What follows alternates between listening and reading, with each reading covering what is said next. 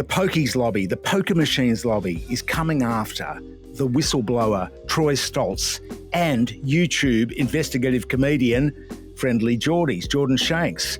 And we're not talking about just your traditional old-fashioned, we're going to sue you unless you apologise kind of defo threat. What we're talking about here is contempt of court. Clubs New South Wales is suing these guys. One, Troy, is dying of cancer. He has bone cancer. And the other one, Friendlyjordies, wasn't even there at the interview, which they claim was in contempt of court. He wasn't there. He was in another state. But it doesn't matter. They're bringing private criminal prosecutions against Jordan and Troy, which means they're trying to put them in jail, or at least try to scare them with jail. Now, we're on bullies today. We've been bullied by some of the best bullies in corporate Australia, some politicians, some very large companies. But if you ask any journo who's been around, they'll tell you whoever's bullied them is the worst bully. And I haven't actually been bullied by Clubs New South Wales, the pokies lobby. The biggest gambling source, pokies, in the biggest gambling state, New South Wales, in the biggest gambling country in the world, Australia, per capita, the biggest gamblers. So the biggest peak body and the most hairy-chested when it comes to bullying is Clubs New South Wales. They are the guys, the pokies lobbyists, that are now bullying Troy and Jordan, taking them to court for private criminal prosecutions. What next? What if that fails?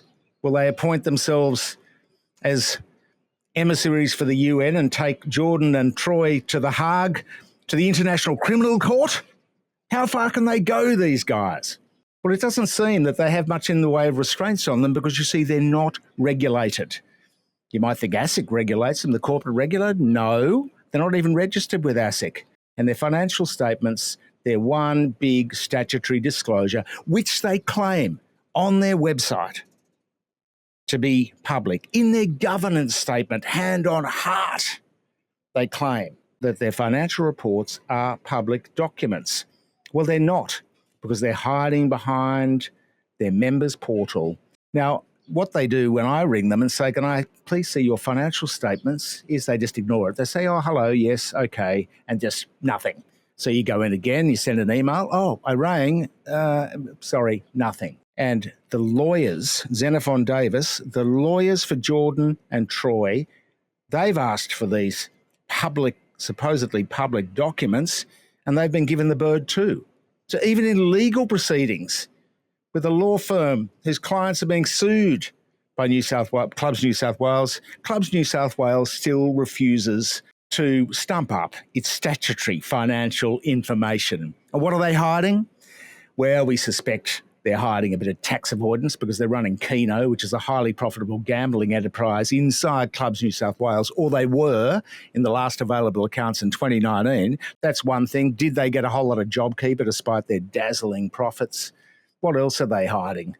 I mean, when you look at the clubs, it's a pretty dire situation, and they pay off the state government in huge taxes. So the state government isn't regulating them either. They're all buddies. So these guys are being allowed to run rampage around the court system, abusing the court system, accusing other people of being in contempt of court for trying to do the right thing.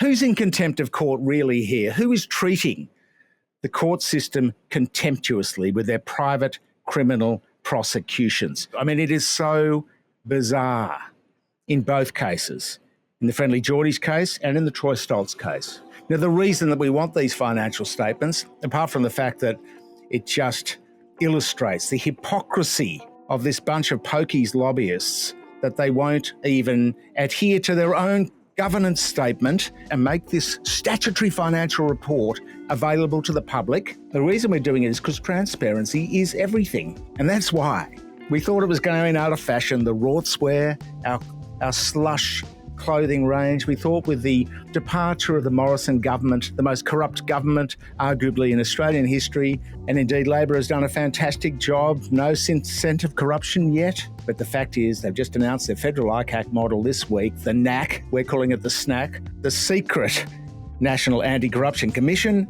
So we're back in the Rortswear again, because guess what? If hearings are held in secret, the Rorts They're going to continue. We're going to get back to you in a few days' time when we've had a real chance to dissect, to do the forensics on this draft legislation. A number of fault lines, a number of issues are appearing already. So stay tuned and thank you for your support.